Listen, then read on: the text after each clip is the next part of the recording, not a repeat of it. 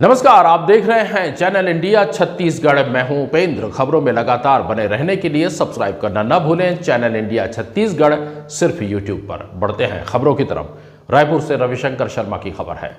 भाजपा प्रदेश उपाध्यक्ष और रायपुर दक्षिण विधानसभा उपचुनाव के संयोजक शिवरतन शर्मा ने आज प्रेस कॉन्फ्रेंस में कांग्रेस पर तीखा प्रहार किया है। उन्होंने कहा है कि भाजपा विश्वास का नाम है, जबकि कांग्रेस विश्वासघात का। भ्रष्टाचार और अपराध कांग्रेस रूपी सिक्के के दो पहलू हैं। शर्मा ने आरोप लगाया कि 2018 के जन घोषणा पत्र में कांग्रेस नेताओं ने गंगा जल हाथ में उठाकर प्रदेश में पूर्ण शराबबंदी की शपथ ली थी, लेकिन शराब घोटाला कर दिया। महादेव जुआ कोयले की दलाली का प्रकरण प्रदेश के सामने है। किसानों को धमकाने चमकाने के अनेक मामले सामने आए हैं। आइए आपको बताते हैं एकात्म परिसर में प्रेस कॉन्फ्रेंस के दौरान शर्मा ने और क्या कुछ कहा। आज शाम 6 बजे के बाद प्रचार बंद हो जाएगा और उसके पूर्व भारतीय जनता पार्टी के प्रत्याशी सुनील सोनी के समर्थन में एक भव्य रोड शो का आयोजन है, जो दोपहर 2 बजे जय स्तंभ चौक से प्रारंभ होकर शाम को 5:30 बजे कटोरा तालाब पे उसका समापन होगा। रायपुर दक्षिण की जनता ने माननीय बृजमोहन जी को 8 बार आशीर्वाद दिया और उनकी कार्य क्षमता, उनके जनसंपर्क को देखते हुए पार्टी ने एक बृहद क्षेत्र में काम करने का अवसर देकर लोकसभा में भेजा है। बंधु, अब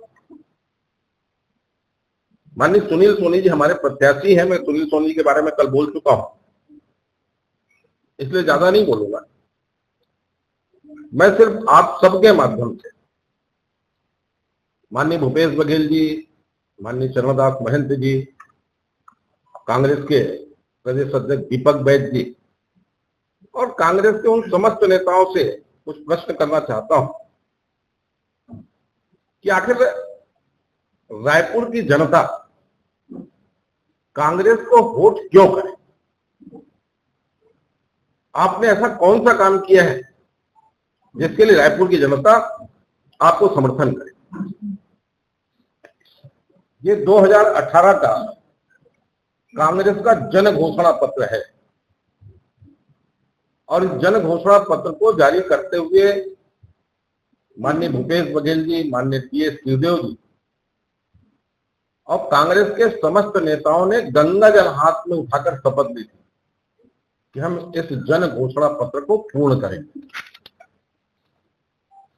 हम विधानसभा चुनाव के दौरान भी इस बात को बोलते थे कि जन घोषणा पत्र में उन्होंने जो कहा उसको पूरा नहीं किया। बीता 5 साल उनकी वादा खिलाफी का, भ्रष्टाचार का और प्रदेश को अपराध का गढ़ बनाने का रिकॉर्ड रहा है। कांग्रेस के कार्यकाल में गुंडागर्दी चरम पे थी। कहां से कैसे पैसे की उगाही हो सकती है, कमाई की जा सकती है, पूरा शासन और प्रशासन इसी काम में लगा हुआ। महादेव हुआ, कोयले की दलाली का प्रकरण आपके सामने है। मार्केट में जो वसूली हुई वो बताने की आवश्यकता नहीं है। कांग्रेसिज्म में किसानों को धमकाने के, चमकाने के, मारने के 10 मामले सामने आए। बिलासपुर युवा कांग्रेस अध्यक्ष शेरू असलम का एक धमकाता हुआ वीडियो जारी हुआ था और बीते 10 महीने बीजेपी के शासन काल में भी प्रदेश की कानून व्यवस्था की स्थिति को बिगाड़ने के एक सुनियोजित षड्यंत्र कांग्रेस के नेताओं के द्वारा किया जा रहा है, जिसका सबसे बड़ा उदाहरण है बलौदा बाजार की घटना। सतनामी समाज के द्वारा प्रदर्शन था, उनने गैर समाज के लोगों को आमंत्रित भी नहीं किया।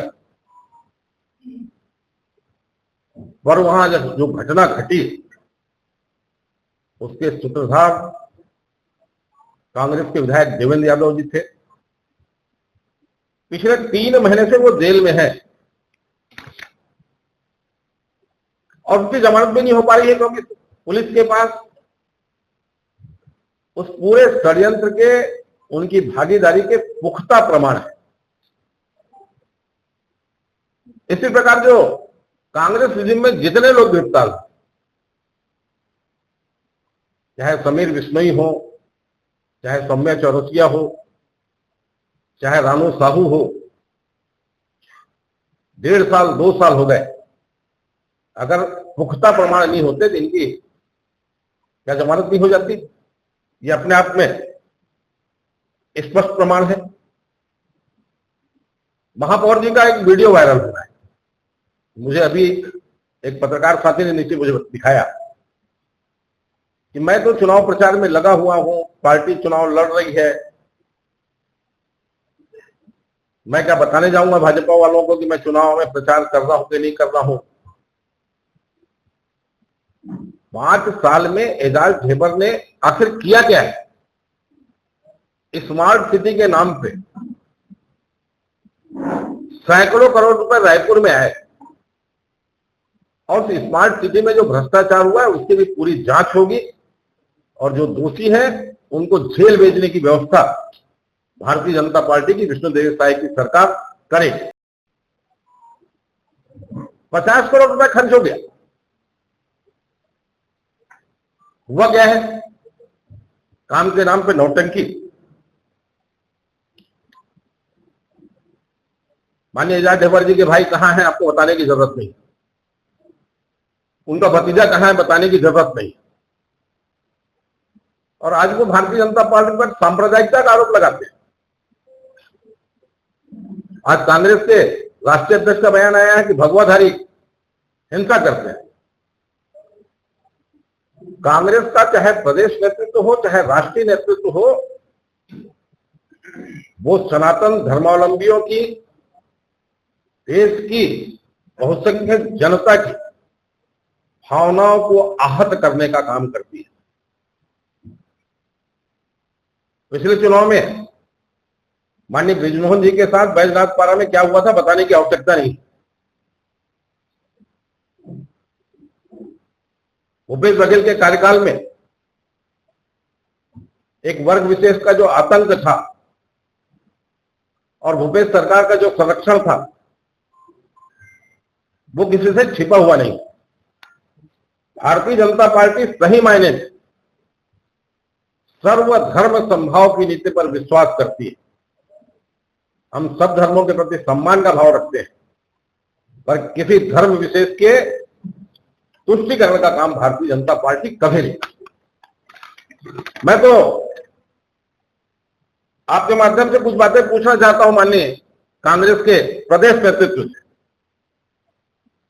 पिछली बार आपने अपने जन घोषणा पत्र में शहर के नागरिकों से विशेष रूप से एक वादा किया कि जिनके पास भूमि नहीं है उनको हम भूमि का पट्टा देंगे, 2 कमरों का मकान बना के देंगे। रायपुर शहर और रायपुर दक्षिण में विशेष रूप से कांग्रेस का नेतृत्व बताए कितने लोगों को मकान बना के दिया, कितने लोगों को पट्टा देने का काम किया। एक भी व्यक्ति को पट्टा नहीं मिला, एक भी व्यक्ति को मकान की राशि नहीं मिली। और भारतीय जनता पार्टी के पीरियड में सेंट्रल गवर्नमेंट की स्कीम में खाली रायपुर दक्षिण में 2665 प्रधानमंत्री आवास स्वीकृत हुए हैं, बने हैं। भाजपा विश्वास का दूसरा नाम है और कांग्रेस विश्वासघात का दूसरा नाम है। कल मैंने कहा था कि 70 लाख महिलाओं को, हमारी माता बहनों को महतारी वंदन योजना का पैसा मिल रहा है। पिछले जन घोषणा पत्र में इनने निराश्रित पेंशन को बढ़ाकर 350 से 1000 करने की घोषणा की। आप पता कर लीजिए पिछले पीरियड में क्या हुआ। आखिरी में उन्होंने 500 रुपए दिया। हर परिवार को 1 किलो चावल देने की बात थी, 35 किलो चावल 1 रुपए। भारतीय जनता पार्टी के सरकार बनने के बाद जिनके पास बीपीएल का राशन कार्ड है वो एप्लीकेशन लगा रहे हैं, तो उनको 1 रुपए चावल का राशन कार्ड बना के दिया जा रहा है।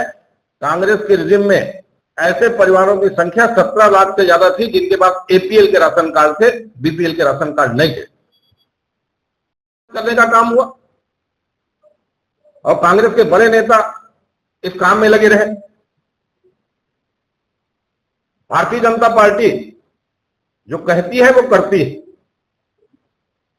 हमने अपना जो संकल्प पत्र जारी किया, उस संकल्प पत्र के 5 मुद्दे को, जिसमें लगभग 25,000 करोड़ रुपए का खर्च आना था, हमने 5 महीने के अंदर पूरा किया।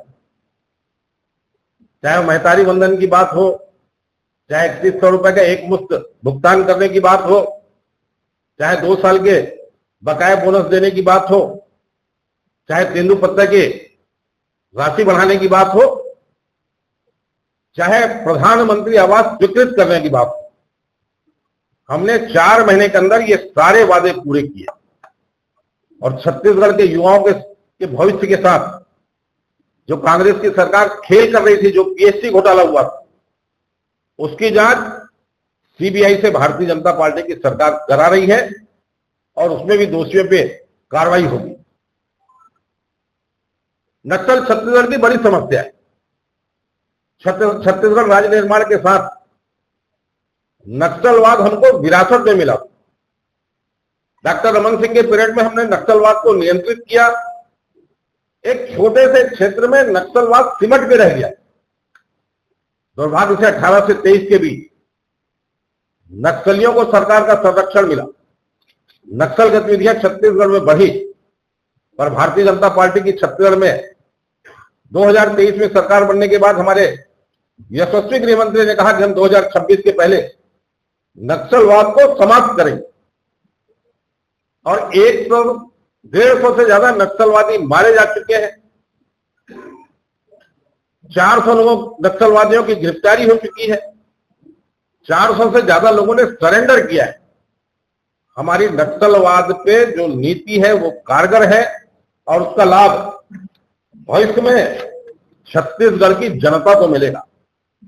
मैं आप सबसे आग्रह करता हूं कि जो दक्षिण के मतदाता है वो दक्षिण में भारतीय जनता पार्टी को, सुनील जोगनी जी को मदद करें और प्रदेश के व्यापक हित में, प्रदेश के विकास के लिए भारतीय जनता पार्टी का तो आपका सबका सहयोग मिले, यही निवेदन आप सबसे करना चाहता हूं। धन्यवाद। कर्मचारी, संविदा कर्मचारी, इन सारे कर्मचारियों को नियमित करने की बात इनके जन घोषणा पत्र में। छत्तीसगढ़ में ऐसे कर्मचारियों की संख्या 10 लाख है और रायपुर दक्षिण में भी ऐसे दैनिक वेतन भोगी, संविदा कर्मी, अनियमित कर्मचारियों की संख्या 3 से 4 हजार है। एक को नियमित नहीं किया गया, बल्कि स्टाफ कम करने का काम हुआ, कईयों की छटनी हो गई। महिला स्व सहायता समूह का कर्ज माफ करेंगे, उनके इस जन घोषणा पत्र में लिखा है। महिला स्व सहायता समूह खाली दक्षिण विधानसभा में 1200 है। किसी महिला स्व सहायता समूह का कर्ज माफ नहीं हुआ, बल्कि महिला स्व सहायता समूह जो रेडी टू ईट का काम करती थी, उस रेडी टू ईट के काम को छीनने का काम भूपेश बघेल की सरकार ने किया। कुछ विषय ऐसे हैं कि जो यहां से संबंधित नहीं है, जैसे सिंचित क्षेत्र को दुगना करने की बात थी। इनके कार्यकाल में सिंचित क्षेत्र का रकबा 50,000 एकड़ कम हुआ। प्रत्येक ब्लॉक में फूड पार्क बनाने की बात थी। कितने ब्लॉक में फूड पार्क बना आप स्वयं जानते हैं। 144 में बनना था, एक का भी पूरा ये नहीं करा पाए। चिट फंड कंपनी का 100% पैसा वापस करें। किसी कंपनी का पैसा वापस नहीं आया। और सबसे महत्वपूर्ण बात,